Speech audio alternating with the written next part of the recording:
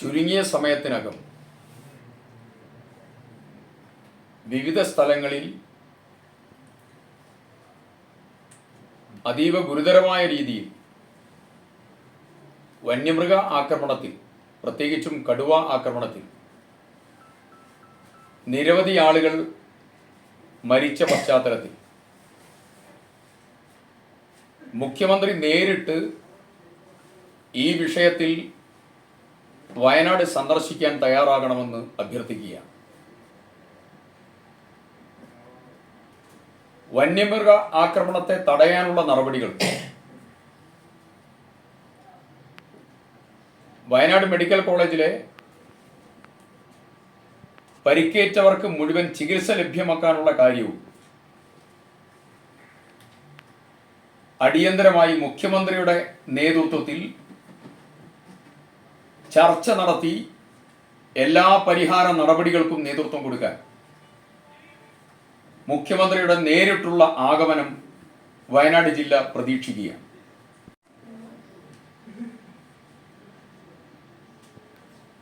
മനുഷ്യരെ പച്ചയായി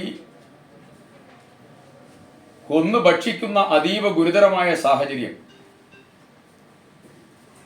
അതും നിരന്തരം കടുവയുടെ ആക്രമണത്തിലേക്ക് വയനാട് ജില്ല പോയതും പ്രത്യേക ആശങ്കയുളവാക്കുന്ന ഘടകമാണ്. വയനാട് ജില്ലയിലെ സാമൂഹ്യ ജീവിതം വന്യമൃഗ ആക്രമണത്തിൻ്റെ കാരണത്താൽ സമ്പൂർണമായി നഷ്ടപ്പെട്ടിരിക്കുകയാണ്.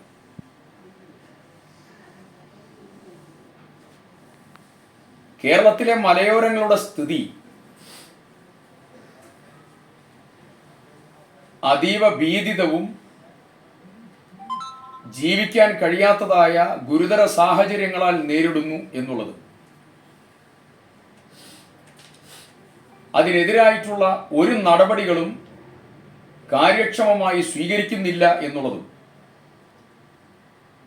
ഈ പ്രശ്നത്തെ കൂടുതൽ സങ്കീർണവൽക്കരിക്കുകയാണ്. പ്രഖ്യാപനങ്ങളല്ലാതെ കാര്യമാത്ര പ്രസക്തമായ ഒരു നടപടിയും ഇതുമായി ബന്ധപ്പെട്ടുകൊണ്ട് നടക്കുന്നില്ല.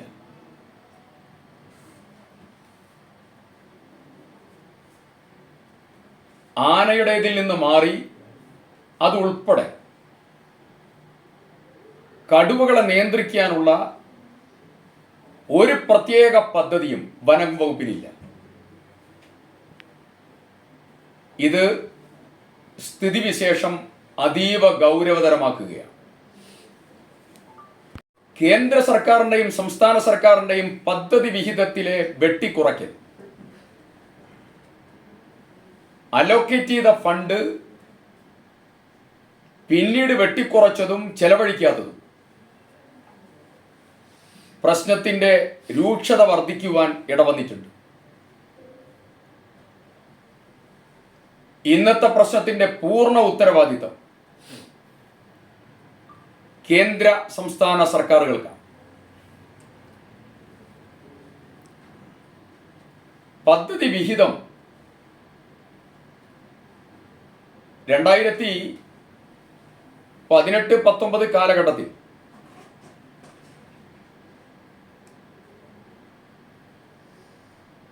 അതുപോലെ 19-20 കാലഘട്ടത്തിൽ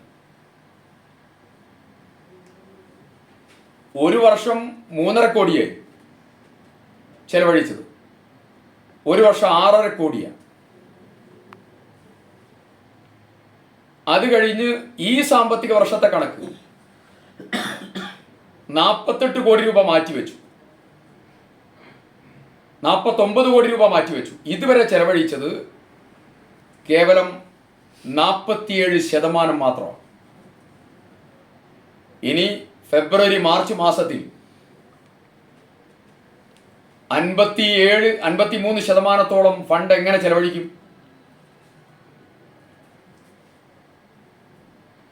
അപ്പോൾ ബഡ്ജറ്റിനോട് പോലും നീതി പുലർത്താൻ വന്യമൃഗശല്യത്തിൽ വനം വകുപ്പിന് സാധിച്ചിട്ടില്ല. Animal hospice and palliative centre സമാനമായ മോഡലിൽ വയനാട് ജില്ലയിൽ 2ൽ കുറയാത്തതായ സെന്ററുകൾ അടിയന്തരമായി ആരംഭിക്കണം. കടുവകൾക്ക് വേണ്ടി മാത്രം. നിലവിൽ കുപ്പാടിയിൽ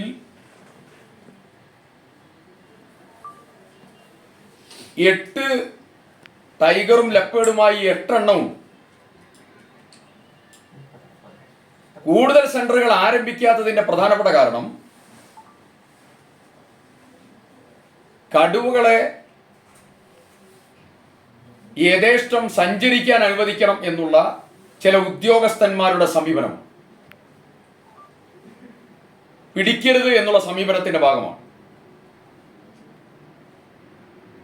സൗത്ത് വയനാട് ഡിവിഷനിൽ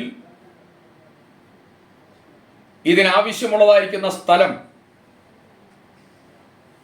ഫോറസ്റ്റ് ഡിപ്പാർട്ട്മെന്റ് ഒരുക്കി കഴിഞ്ഞാൽ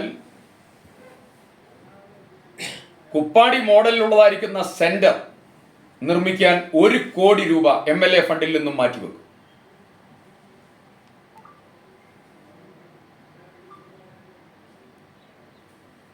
രണ്ടോ മൂന്നോ സെന്ററുകൾ കൂടി ആരംഭിച്ചാൽ വയനാട്ടിലെ കടുവ പ്രശ്നത്തെ കുറെ നിയന്ത്രിക്കാൻ പറ്റും. പക്ഷെ ഇക്കാര്യത്തിൽ ശക്തമായ നടപടി സംസ്ഥാന സർക്കാരിന്റെ ഭാഗത്ത് നിന്നുണ്ടാകണം. സർക്കാർ ഉദ്യോഗസ്ഥന്മാരും ജനപ്രതിനിധികളും ജില്ലാ ഭരണകൂടവും എടുത്തതായ ഒരു അഗ്രിമെന്റും ഇതുവരെ നടപ്പാക്കിയിട്ടില്ല. അത് ചാലികത്തയിലെ അജീഷിന്റെ കാര്യത്തിൽ, പാക്കത്തെ പോളിന്റെ കാര്യത്തിൽ, തോൽപ്പട്ടിയിലെ ലക്ഷ്മണന്റെ കാര്യത്തിൽ, വാഗേരിയിലെ പ്രജീഷിന്റെ കാര്യത്തിൽ, കുഞ്ഞവറാന്റെ കാര്യത്തിൽ ഉൾപ്പെടെ, അവസാനം രാധയുടെ കാര്യത്തിൽ ഉൾപ്പെടെ സ്ഥിരം ജോലി കൊടുക്കാന്ന് പറഞ്ഞ് സ്ഥിരം ജോലി കൊടുത്തിട്ടില്ല, താൽക്കാലിക ജോലിയാണ് കൊടുത്തത്. ഒരു നടപടിയും സ്വീകരിക്കാതെ ജനപ്രതിനിധികളും ഉദ്യോഗസ്ഥന്മാരും എഴുതി ഒപ്പിട്ട കരാറുകളോട് നീതി പുലർത്താതെ ഈ ഗവൺമെന്റ് മുന്നോട്ട് പോവാം. മനുഷ്യന്റെ ജീവനും സ്വത്തിനും സംരക്ഷണം കൊടുക്കാൻ ഭരണഘടനാപരമായ ബാധ്യത അത് സംസ്ഥാന സർക്കാരിൻ്റെതാണ്, കേന്ദ്ര സർക്കാരിൻ്റെതാണ്. ആ സ്റ്റേറ്റിന്റെ റെസ്പോൺസിബിലിറ്റി, സർക്കാരിന്റെ റെസ്പോൺസിബിലിറ്റി നടപ്പിലാക്കാതെ വരുമ്പോൾ അതിന് പരിഹാരം മരണത്തിന് ശേഷം ഉണ്ടാക്കുന്ന പരിഹാര ഫോർമുലയും കുടുംബത്തോട് നീതി പുലർത്താനുള്ള ഫോർമുലയും അംഗീകരിക്കാതെ പോകുന്നത് ഏറെ ദുഃഖകരമായ അനുഭവമാണ്. മരണപ്പെടുന്നവരോടുള്ള നീതി, മരണാനന്തര നീതി 10 ലക്ഷം എന്ന കണക്കിൽ നിജപ്പെടുത്തുന്ന സർക്കാരിന്റെ സമീപനം തികഞ്ഞ മനുഷ്യാവകാശ ലംഘനം.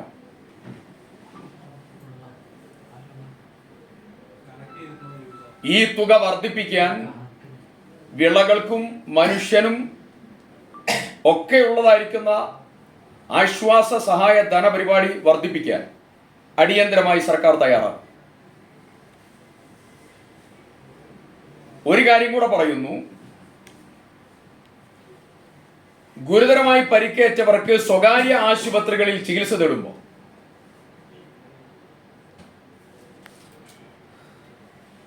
അവരുടെ ചികിത്സ സമ്പൂർണ്ണ സൗജന്യമാക്കി കൊടുക്കാനുള്ള ഉത്തരവാദിത്തം, ബാധ്യത സർക്കാരിനുണ്ട്.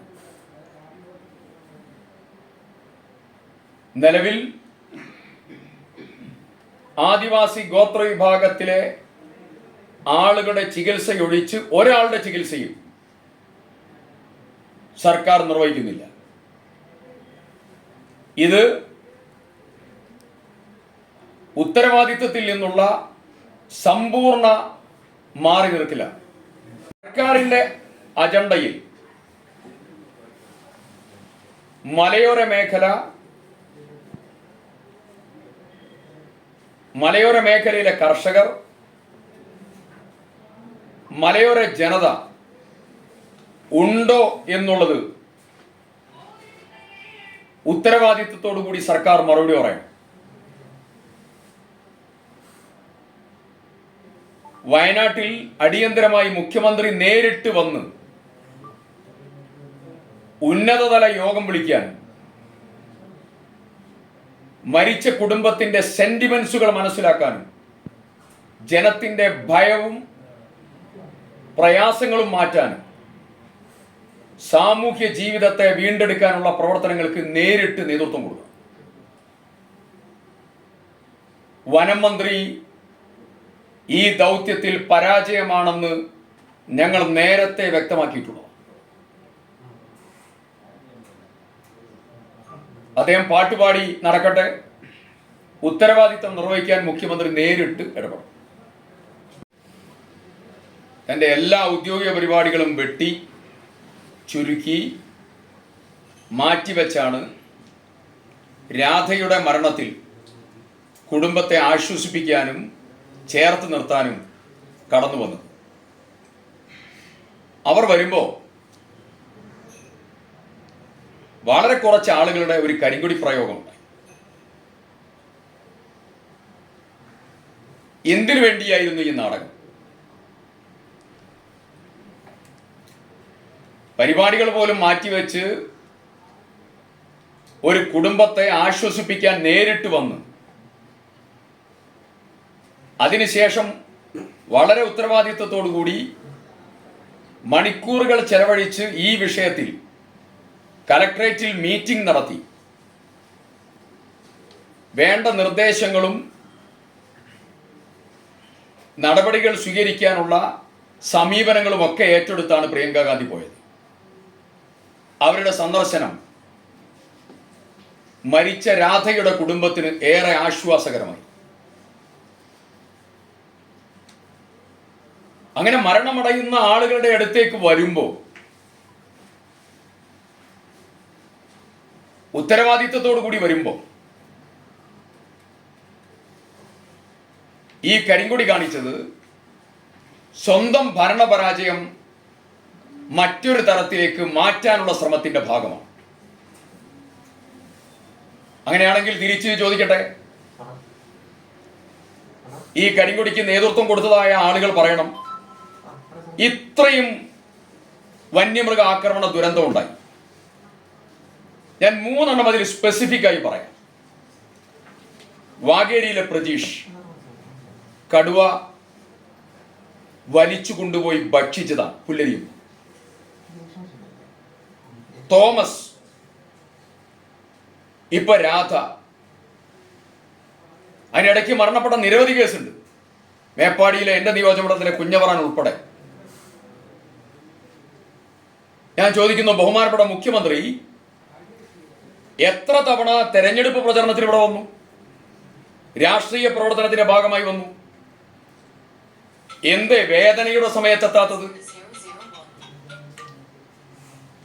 അപ്പോ ഞാൻ പറഞ്ഞത്, കരിങ്കൊടി കാണിക്കാൻ നേതൃത്വം കൊടുത്ത നടപടി